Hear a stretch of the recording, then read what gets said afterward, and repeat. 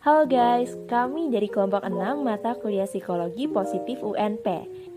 Di sini kami mau membahas tentang film The Miracle Worker atau Helen Keller. Nah, kalian udah pada tahu belum nih cerita film ini tentang apa? Kalau belum tahu, gak apa-apa, tenang aja, kita bakal bahas di video ini. Tapi sebelum masuk ke videonya, kita perlu kasih tahu dulu nih ke kalian bahwa di video ini akan ada banyak spoiler. Oke, tanpa basa-basi lagi, kita masuk aja ke pembahasan filmnya. Jadi, film The Miracle Worker ini menceritakan tentang perjalanan hidup Helen Adams Keller. Ia adalah anak dari pasangan Kapten Arthur Henry Keller dan Kate Adam Keller. Ketika Helen dilahirkan, ia memiliki penglihatan dan pendengaran yang normal. Namun, suatu hari Helen jatuh sakit yang membuatnya tidak bisa melihat sekaligus tidak bisa mendengar. Waktu demi waktu adalah hari yang berat bagi Helen dan keluarganya, karena Helen menjadi anak yang sangat nakal dan tingkahnya penuh amarah. Seiring berjalannya waktu, saat Helen berusia 6 tahun, keluarganya menjadi putus asa. Kemudian mereka pergi ke dokter spesialis di Baltimore dan mendapatkan kabar bahwa Helen tidak akan pernah melihat dan mendengar lagi. Namun, dokter mengatakan pada mereka agar tidak menyerah.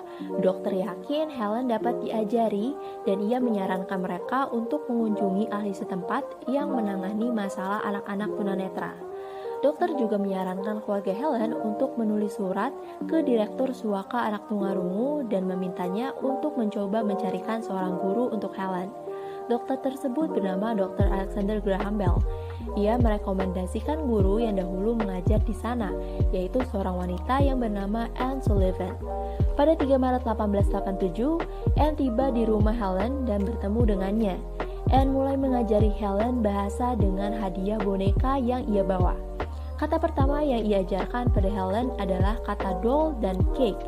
Anne berjuang untuk mencoba membantu Helen memahami kata-kata itu. Tidak hanya itu saja, Anne juga berjuang untuk mengontrol perilaku buruk Helen yang terus berlanjut.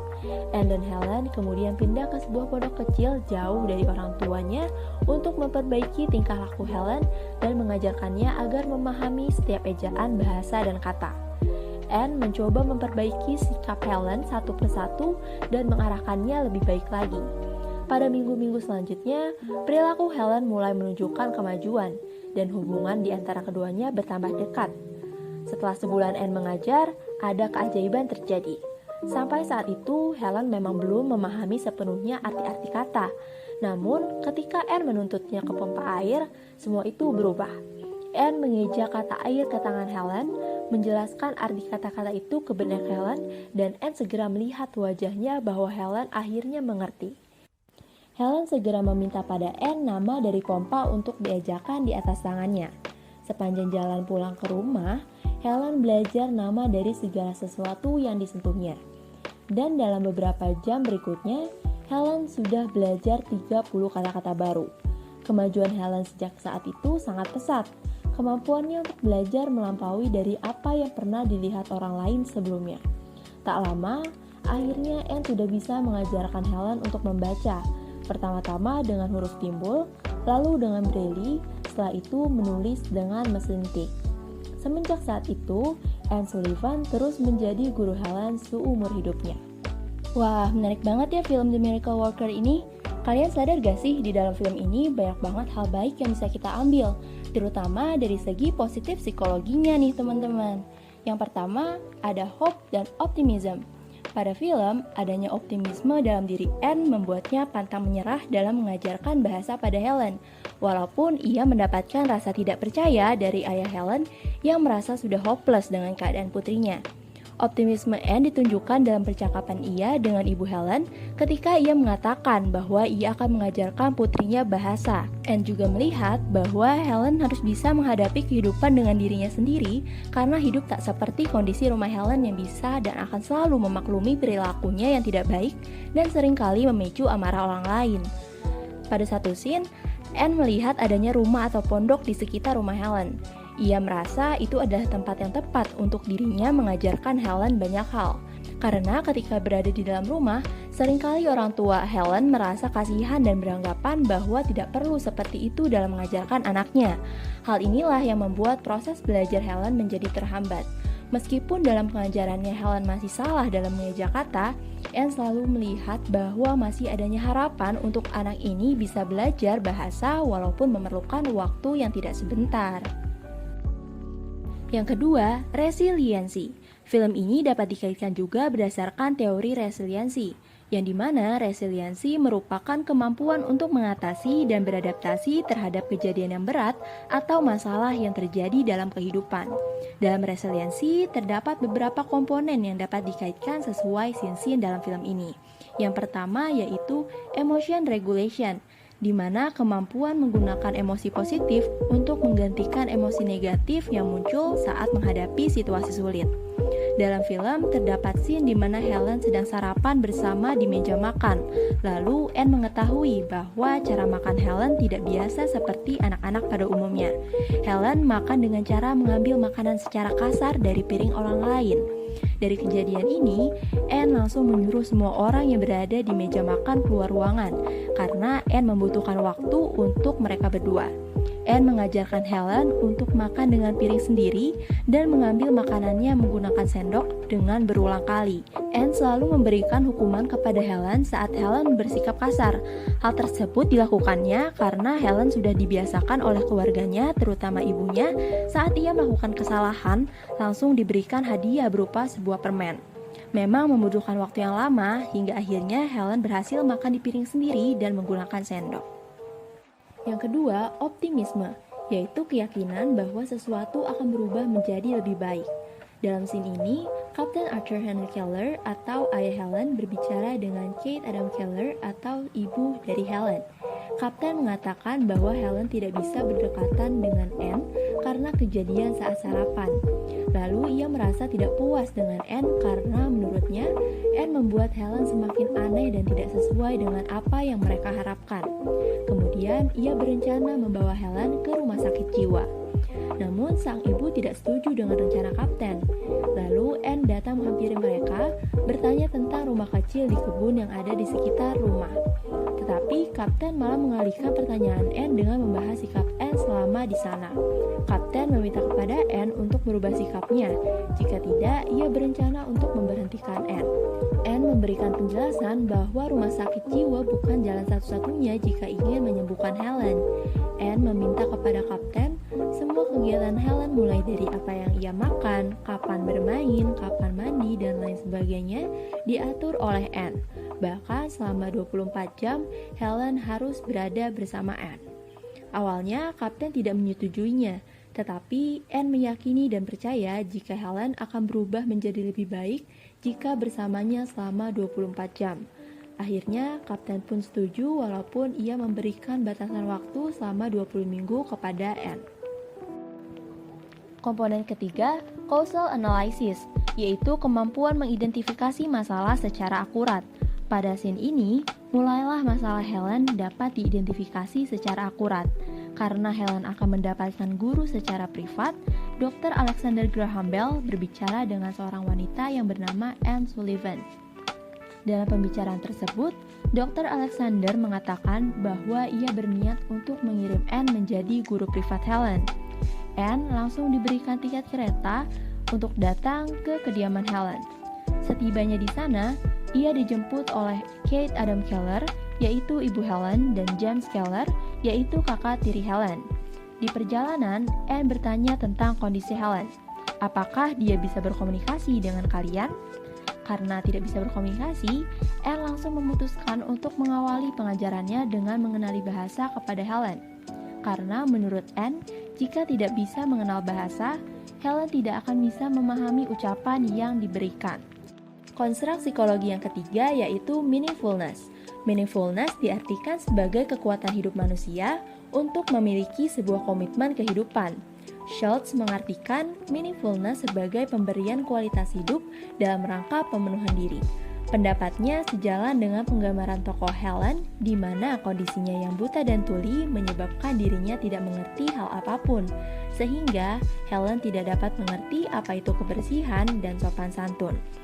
Ketidakpahaman tersebut menyebabkan Helen terus mengalami tantrum. Namun keadaan berubah saat Anne datang dengan misi mengajari Helen bahasa yang dapat dimengerti oleh anak tunanetra seperti Helen. Sebelum membuat Helen memaknai hal dalam hidupnya, Anne berusaha untuk memenuhi kualitas hidup Anne dengan mengajarinya kebersihan dan tata cara makan yang benar agar kelak ia dapat makan bersama-sama dengan keluarganya maupun orang lain. Setelah kualitas hidupnya terpenuhi, perlahan Helen mulai dapat memaknai hal apa yang ada di dalam hidupnya. Selain itu, Helen tidak lagi sering mengalami tantrum dan mulai menunjukkan beberapa emosi seperti rasa senang dan kasih sayang. Hal ini sejalan dengan pendapat Bastaman yang mengartikan meaningfulness sebagai makna hidup yang membuat hidup individu terbebas dari perasaan hampa dan kosong. Terdapat beberapa komponen meaningfulness menurut Frank yang meliputi 1. Bebas berkehendak, yaitu kebebasan yang dimiliki setiap orang untuk menentukan sikap terhadap kondisi-kondisi baik lingkungan maupun kondisi sendiri.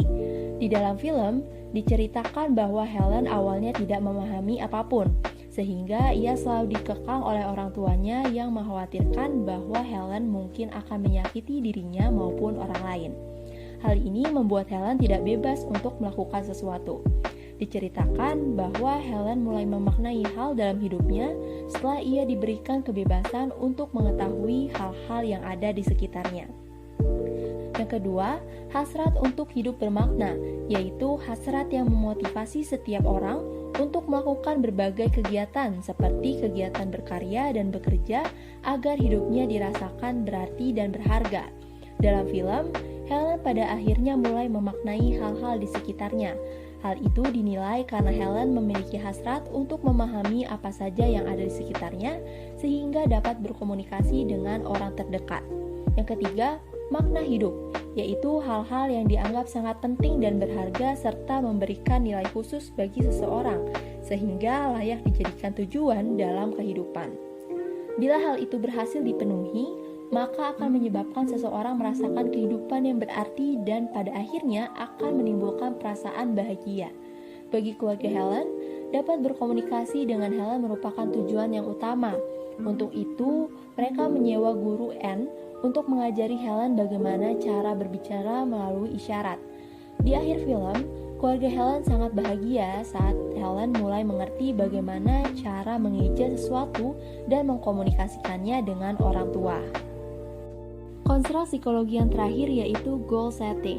Menurut Pintrick dan Chang, goal merupakan sesuatu yang berada di luar diri individu dan secara sadar diusahakan individu sampai berhasil. Adanya goal digambarkan oleh Anne yang bertujuan untuk mengajarkan Helen untuk memahami kata-kata isyarat yang diajarkannya dan bukan hanya sekedar menirunya saja. Mengajarkan Helen untuk memahami kata-kata isyarat dikatakan sebagai goal karena mengandung prinsip-prinsip berikut. Yang pertama, clarity, yaitu tujuan yang dimiliki guru Anne jelas dan terukur. Yang kedua, challenging, sifatnya menantang yang memotivasi individu untuk memberikan usaha lebih dalam mencapai tujuan. Hal tersebut ditunjukkan Anne dalam scene dirinya berusaha mengajarkan Helen untuk duduk saat makan. Yang ketiga, komitmen, merupakan usaha untuk mengarahkan seluruh kemampuan, waktu, dan tenaga dalam mengajar, memperoleh, serta menjaga tujuannya.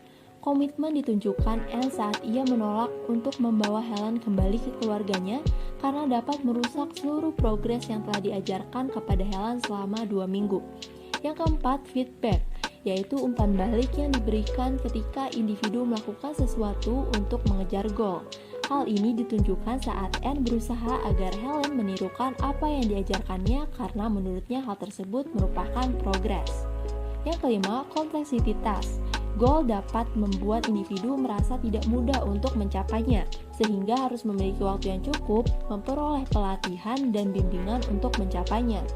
Hal ini ditunjukkan dalam satu scene di mana guru Anne meminta kepada ibu Helen untuk memberinya tambahan waktu dalam mengajarkan Helen. Guru Anne berusaha meyakinkan ibu Helen bahwa Helen masih tidak dapat melihat dunia apabila ia hanya patuh dan tidak memiliki pemahaman. Menurut penelitian oleh Nugroho Arif Setiawan, goal setting dapat mempengaruhi proses belajar dengan cara mengarahkan perhatian dan tindakan, memobilisasi pengerahan usaha, memperpanjang lamanya pengerahan usaha, dan memotivasi individu untuk mengembangkan strategi yang relevan untuk mencapai tujuan belajar. Hal tersebut sejalan dengan yang dilakukan guru Anne saat mengajarkan Helen. Selama proses belajar Helen, guru Anne berusaha untuk mengarahkan perhatian dan tindakan dengan membuatnya fokus untuk mengeja huruf-huruf benda yang disentuhnya. Memobilisasi pengarahan usaha ditunjukkan oleh guru Anne yang tidak hanya berusaha mengajarkan benda-benda yang ada di dalam rumah saja, namun juga di luar rumah Helen. Lalu, ia juga memperpanjang lamanya pengarahan usaha yang ditunjukkan pada saat guru Anne berusaha meyakinkan orang tua Helen bahwa ia membutuhkan waktu untuk mengajari Helen sampai ia mengerti dan paham kata-kata yang diejanya. Dan yang terakhir ialah memotivasi individu untuk mengembangkan strategi yang relevan dalam mencapai tujuan belajar. Hal ini ditunjukkan saat guru Anne meyakinkan orang tua Helen bahwa metode pengajarannya tidak akan berhasil apabila orang tua Helen berada di sekitarnya dan terus memanjakan Helen. Untuk itu, guru Anne perlu ruangan sendiri yang terpisah dari keluarga Helen untuk mengajarkan Helen. Nah, itu dia penjelasan dan review film The Miracle Worker jika dikaitkan dengan konstruk psikologi positif. Gimana? Menarik ya? Semoga kita bisa mengambil pelajaran-pelajaran baik dari film tersebut dan dapat diimplementasikan di kehidupan nyata. Oke, sekian penjelasan dari kelompok kami. Kurang lebihnya mohon maaf. Wassalamualaikum warahmatullahi wabarakatuh.